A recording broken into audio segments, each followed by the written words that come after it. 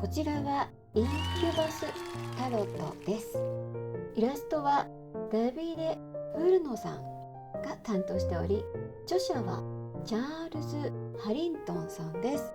チャールズ・ハリントンさんは他のタロットデッキの著者でもあります。潜在意識の中に落ちる睡眠中に隠された意識の深部の世界の姿を入れるというような説明がありました。こちらはちょっと賛否があるタロットになります。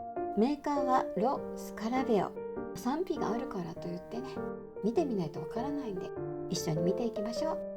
ちょっと傷ついてるんですけど、怖そうなね雰囲気ですよねまあいつもの感じですけど、表から見ても。では開けます。バリバリしたね。最近のこのコットンっぽいザラザラした素材の箱です。ここ自体はしっかりしてます。作りも悪くない。裏はねちょっとだけネタバレあるのと、4カ国語なんでブックレットの内容はそんなに期待はできないかもしれませんけど、ブックレットついてますね。えかわいいです。かっこいいね、かっこいい。じゃあ開けましょう。はい、黒だねやっぱり黒だったそうなんですよね。本当に最近ね、こんな感じです。で、ブックレットも箱と同じデザインのものが多いですね。小さいです。製本自体はもう本当に付属物っていう感じのねブックレットになっています。こちらは本編でペラペラペラとお見せしていきますので、本編でご確認ください。詳しく見たい方止めてみてくださいね。はい、タロットですこれは付属のカードね。開けるところついてます。早速開けていきましょう。開けますよ。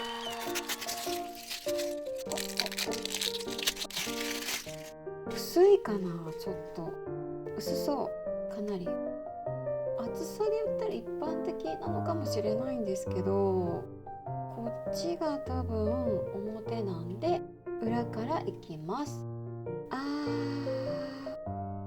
正字逆字分かるタイプのデザインですね。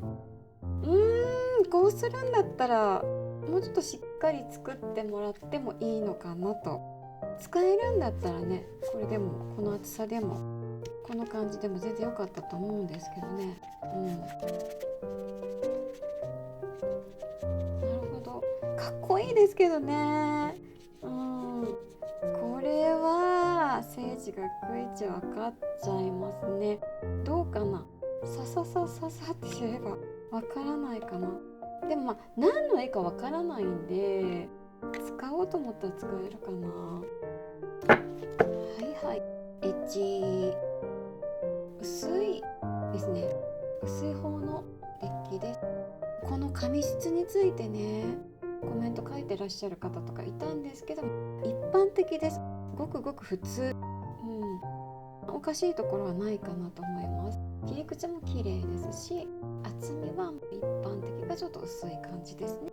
で、これを取ったら表です。付属のカードでした。わあ、でもかっこいい。もったいないね。こんなにかっこいいのに、本当に素敵なのに、めちゃくちゃ素敵だよ。デザインが悪いとかじゃないんだよね。ちょっと紙質だったりとかそういうらへんだね。すごく素敵ですよ。これって月なんだね。かっこいい。全体的にちょっとおどろしさっていうかね、怖さっぽいのあるかもしれないですけど、素敵。S カップのモノクロっぽい雰囲気だね。悪くないと思うな。いいですよ。読みやすいと思います。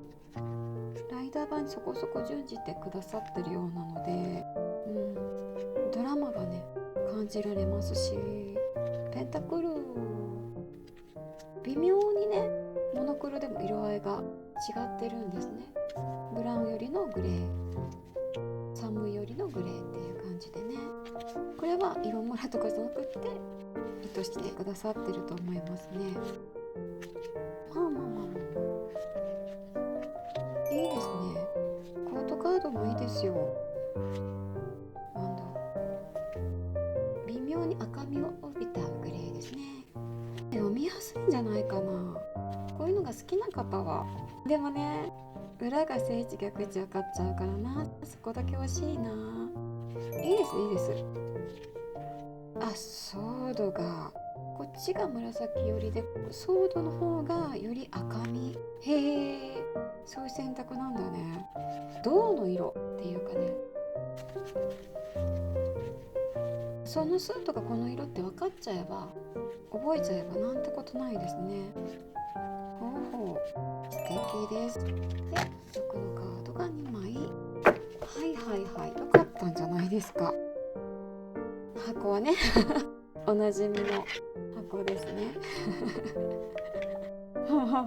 あんまり見せなくなってますけどね、だいたい同じ感じになってきてるんで、